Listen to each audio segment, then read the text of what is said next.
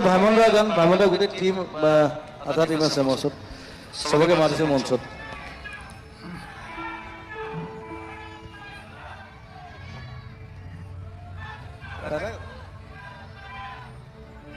এইটো মই এটা গান কৰিছিলোঁ মন যায় এইটো অসমৰ আটাইতকৈ দীঘল গান 7 মিনিট 36 ছেকেণ্ড আৰু এইখন চিনেমাত এটা গান কৰিছোঁ সেইটো 8 মিনিট সেই ৰেকৰ্ড ভাঙিলে আৰু আমাৰ মাজত আজি মই সব কথা ক'ব নোৱাৰিম কাৰণ মই অকল মিউজিক প্ৰডিউচাৰ হিচাপে আছোঁ অৰুণা আছে যশস্বী আছে চবে নামবোৰে মই নাজানো ভালকৈ বন্দীপ আছে বন্দীপে ক'ত গ'লতো অঁ ই মুনিন বৰুৱা কেৰেক্টাৰ কৰিছে মুনিনবৰুৱাটো জানে গোটেই চব হিট চিনেমা তেওঁ বনাইছে মই মিউজিক কৰিছোঁ চব গোটেই সোপা আছে আজি এটা প্ৰমোচনেল এটা গানটো এটাই গান চিনেমাখনত চ' বাকীখিনি কোনে ক'ব তই কবি অঁ তই কি কেৰেক্টাৰ কৈছ ই ৰিজু কৈছে ৰিজুক ইমান ফটকৈ চিনি নাপাব মানে মুনিন বৰুৱাৰ পুতেকৰ কেৰেক্টাৰে ই কৈছে ই আঠ ধৰিম বুলি কৈছে আজি তই কি কৈছ হা এইটো ক'লেই বৰ দিগদাৰ চিনেমাখন চালে মানে মুনিন বৰুৱাৰ লাইফষ্টাইলটো তেওঁৰ গোটেই জীৱনটো তেতিয়া চব বেলেগ বেলেগ কেৰেক্টাৰ চবে পাব তাত যতীন বৰুৱা আছে ৰবি শৰ্মা আছে বেলেগ বেলেগ মই খালি চবে বেলেগে কৰিছে জুবিন গাৰ্গো আছে কিন্তু মই তাত এক্টিং কৰা নাই মোৰ এক্টিংটো বেলেগে কৰিছে কাৰণ বায়'পিক চিনেমাত আমি নিজে এক্টিং কৰিব নোৱাৰোঁ বেলেগে কৰে সদায় মই অকল মিউজিকটো প্ৰডিউচ কৰিছোঁ আৰু আমাৰ শ্যামন্তত আছে ক'ত গ'লি ই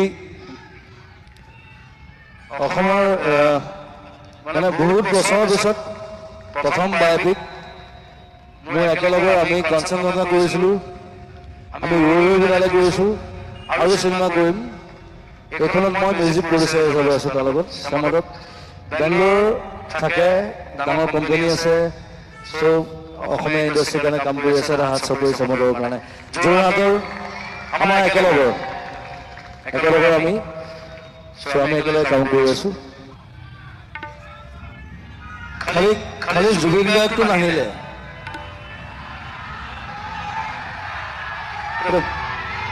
কেতিয়াবা চাবলগীয়া বিষয় হ'ব যে জুবিন গাৰ্গটো কোনে কৰিছে নতুন ল'ৰা এটা তাক মই 5 দিন ষ্টুডিঅ'ত ৰাখি ল'লোঁ মই বোলো তই মোক চা মই কেনেকৈ খাওঁ কেনেকৈ শুওঁ কেনেকৈ হাগো সেইকাৰণে তাক মতা নাই নতুন ল'ৰা সি আমাৰ ল'ৰা আমাৰ যোৱা বছৰ সি NSD পৰা পাছ কৰিছে খুব সুন্দৰ এক্টিং কৰে সি বোলো থাকি ল'লে 5 দিন মই বোলো চা মই 20 বছৰ চোফাত শুইছোঁ এতিয়া সেইবোৰ ষ্টুডিঅ'ত আছে মোক শুবলৈ জেগা আছে মই তাক শুবলৈ দিয়া নাই কিন্তু মই বোলো তই চোফাত শুব লাগিব মাটিত শুব লাগিব মই যেনেকৈ আছোঁ তেনেকৈ থাকিব লাগিব মই যেনেকৈ এনেকৈ খজুৱাই থাকোঁ সেইটো কৰিব লাগিব এই পোকৰ খজুৱাই নহ'ব দেই সেইটো মই অভ্যাস মই এইটো মানে কিবা চিন্তা আহিলে এনেকৈ খজুৱাই থাকোঁ এইটো কঁকালটো খজুৱাই থাকোঁ চ' তাকো চাবলগীয়া এটা কাৰণ কি প্ৰাৰ্থনা Hazarika is a nice actor আৰু বিৰাট ধুনীয়া কৰিছে বুলি শুনিছোঁ খালি মই শ্বুটিঙত যাব নাপালোঁ কাৰণ মই আকৌ নিজৰ চিনেমাখনত লাগি আছিলোঁ চ' গৰুৱা লাগি আছে গৰুৱে ভালকৈ কৈছে গৰুৱে কৰিছে চ' চবে চাবলৈ আহিব 30 মিনিট আমি একেলগে হললৈ যাম ভাইমন দা এতিয়া গানটো গাম থেংক ইউ ভেৰি মাছ মই মাগুৰটো আগুৱাই দিছোঁ ইয়াত এইবিলাক কথা ক'ব পাৰে চাওঁচোন কি কথা কওঁ ধন্যবাদ দাদা সকলোকে ৰঙালী বিহুৰ শুভেচ্ছা জনাইছোঁ আচলতে চিনেমাখনত জুবিন দাই অভিনয় কৰিছে কৈছে ইয়াত এটা ৰহস্য সোমাই আছে 23 মেত সেয়া ৰহস্য ফাদিল হ'ব এতিয়া সঁচা কথা কৈ দিয়া নাই কিন্তু তেখেতে 90 দশকত জুবিন দাই যি যাত্ৰা কৰিছিল মিউজিক জগতত আমাৰ সংগীত জগতত যেনেকৈ ব্যৱস্থাপনা কৰিছিল কেনেকৈ কণ্ঠদান কৰিছিল প্ৰতিটো গানৰ আঁৰত কি কি কাহিনী সোমাই আছে, সেই যে মায়াবিনী সকলোৰে এভাৰগ্ৰীণ চং, সেই মায়াবিনীৰ আঁৰত এটা ডাঙৰ কাহিনী আছে।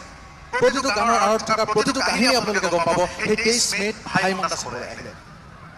মুনীন বৰুৱাদেৱ আমাৰ সকলোৰে অসমীয়া চিনেমাৰ পিতৃস্বৰূপ প্ৰয়াত মুনীন বৰুৱাদেৱে এটা সময়ত গাঁৱৰ কেইজনমান ডেকা ল'ৰা লগৰ সংগী লৈ ওলাই আহিছিল চিনেমা কৰিম বুলি।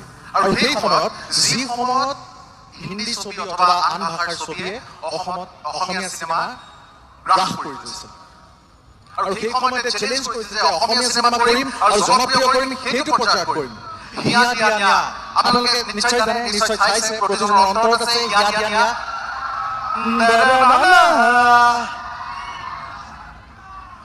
গতিকে হিয়া দিয়া নিয়াৰ জৰিয়তে বহুত কেইখন চিনেমা কৰিলে, অসমত জনপ্ৰিয় হ'ল। তাৰপিছতো বহুত কেইখন চিনেমা কৰিলে, আৰু সেই চিনেমাবোৰৰ আঁৰৰ কাহিনী আপোনালোকে জানিবলৈ পাব ভাইমন্দাৰ জৰিয়তে। মুনীন বৰুৱাদেৱৰ আন এটি নাম ভাইমন্দা। ইয়াৰ পিছতে আপোনালোকে জানিব পাৰিব যতীন বৰা, ৰবি শৰ্মা, অসমৰ জনপ্ৰিয় অভিনেতা, তেওঁলোক কিদৰে আহিলে মঞ্চ জগত অথবা বোলছবি টিভি চিৰিয়েলৰ জগতৰ পৰা কেনেকৈ বোলছবিলৈ আহিলে আপোনালোকে জানিবলৈ পাব। এই যে অসমীয়া বোলছবিৰ ক্ষেত্ৰত বায়'পিকৰ ক্ষেত্ৰত বহুকেইখন বায়'পিক কিন্তু হ'ল, কিন্তু অসমীয়া ৰাইজ এইবাৰ সাজু হওক প্ৰথমখন কমাৰ্চিয়েল বায়'পিকৰ কাৰণে। সেইখনেই হৈছে ভাইমন্দা। ভাইমন্দাৰ কাৰণে সাজু হওক, অসমীয়া চিনেমাক আৰু এখোজ আগুৱাই চাবৰ কাৰণে সাজু হওক। অহা 23 মে'ত ভাইমন্দা চাবলৈ আহক। মই কিন্তু আকৌ এবাৰ চিনাকি কৰি দিব বিচাৰিছোঁ, বাণী দাসৰ চৰিত্ৰত অভিনয় কৰিছে মোৰ বন্ধু উজ্জ্বল। ৰবি শৰ্মাৰ চৰিত্ৰত অভিনয় কৰিছে জয় শইকীয়া। ভাই এটা বিশেষ চৰিত্ৰ, ভাই চৰিত্ৰত অভিনয় কৰিছে অৰ্ধদীপ। সম্পূৰ্ণ কষ্টিউমৰ দায়িত্বত আছে, ডিজাইনৰ দায়িত্বত আছে আমাৰ বৌ গৰিমা বৌ।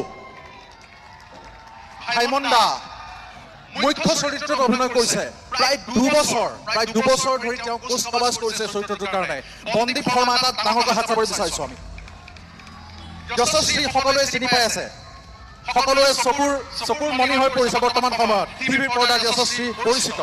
তেওঁ কৰিছে মঞ্জুলা বৰুৱা, ভাইমন্দাৰ পত্নীৰ চৰিত্ৰটোত অভিনয় কৰিছে।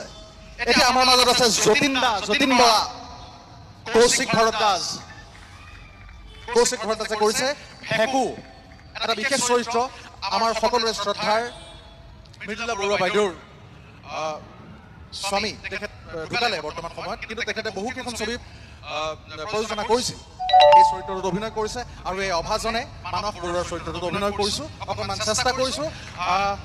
তেখেত হৈছে মুনীন বৰুৱাদেৱৰ সুপুত্ৰ। গতিকে ইমানখিনিয়ে কৈছোঁ, সকলো ৰাইজ সাজু হওক। ভাইমন্দা বুলি এবাৰ কওক মাত্ৰ, ভাইমন্দা। বহুত বহুত ধন্যবাদ। ভাইমন্দা, থেংক ইউ।